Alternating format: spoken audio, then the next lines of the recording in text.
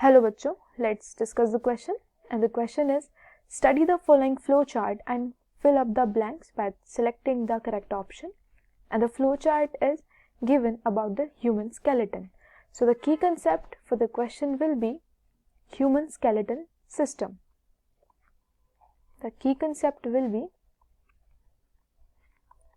human skeleton system. Human skeleton system से आप क्या समझते हैं?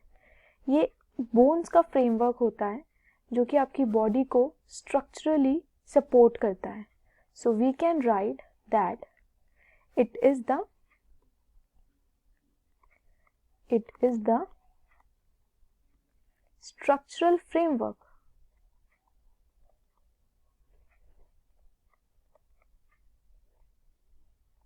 It is the structural framework of bones that provide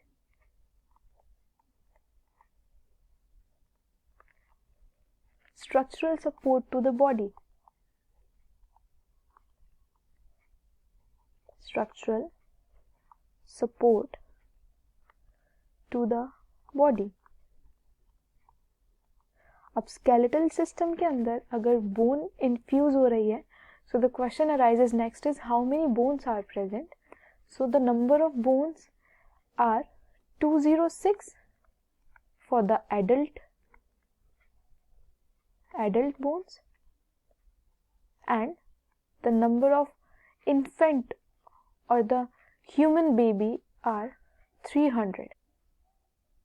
The next comes is this flow chart. The next thing that comes is this flow chart कि human skeletal system आपका दो part में divide है. The first one is the axial skeletal system and the second one is the appendicular skeletal system.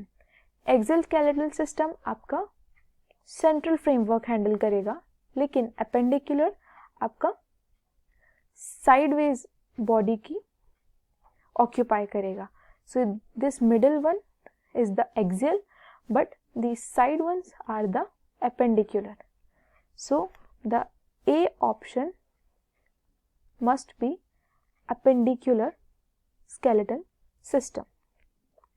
A is appendicular skeleton system. Now next comes to the skeletal system first. For the axial one, तो axial skeletal system में आपका central part occupy होगा. Okay, central part में आपका सबसे पहले vertebral column given है. vertebral column के साथ साथ front का sternum जो कि आपके rib cage को बनाता है, लेकिन साथ ही साथ rib cage के दो एलिमेंट यहाँ पे प्रेजेंट है. First is the vertebral column and the second one is the sternum, लेकिन ribs are absent here. So out of B and C कोई भी ऑप्शन आपका रिब्स होने वाला है. साथ ही साथ आपके एक्सियल स्केलेटल सिस्टम में आपका स्कल भी इंक्लूड होता है. देयरफॉर आपका बी और सी ऑप्शन के लिए स्कल एंड रिब्स होगा करेक्ट आंसर, because आपकी axial skeletal system is consist of skull, ribs, vertebral column and sternum. Now comes to the next, that is appendicular skeletal system, जो कि occupy करता है आपके girdles और साथ ही साथ आपके limbs. because आपके sideways जो भी bony structures होंगे उनको कौन ऑक्यूपाई करता है? that is occupied by the appendicular skeletal system. और यहाँ पर आपके गिर्डल्स होंगे, along with them you will be having limbs. So the D option must be limbs.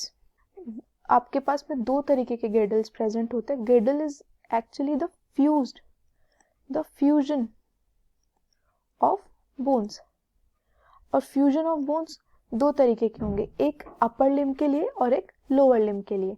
आपका जो पेक्टोरल गिर्डल होता है that is for the upper limb.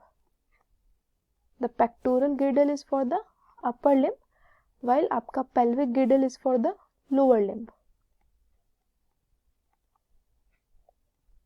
अब आपके जो डी ऑप्शन है दैट इज लिम्ब, वो भी दो पार्ट में डिवाइडेड है, four limb and hind limb. Four limb is आपके हैंड्स, आपके जो अपर लिम्ब है hands, and the hind limb is for the legs.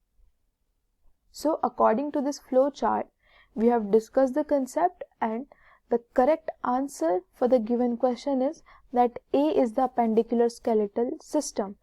Therefore आपका A option यही eradicate हो जाता है, because यहाँ पे A option में thoracic skeleton दिया हुआ है, and साथ ही साथ आपका D option भी eradicate हो जाएगा, because यहाँ पर आपका lumbar skeleton दिया हुआ है. So option आते हैं C and D. Now comes to B and C, that is skull और ribs, लेकिन यहाँ पर B में ऑप्शन में आपको limbs दिया हुआ है, therefore आपका C ऑप्शन भी wrong होगा. Now comes to B option कि first for A is appendicular skeleton, B is for the skull, C is for the ribs and D is for the limbs. That means your B option is the correct answer for the given question. I hope the question is understood to you. All the very best.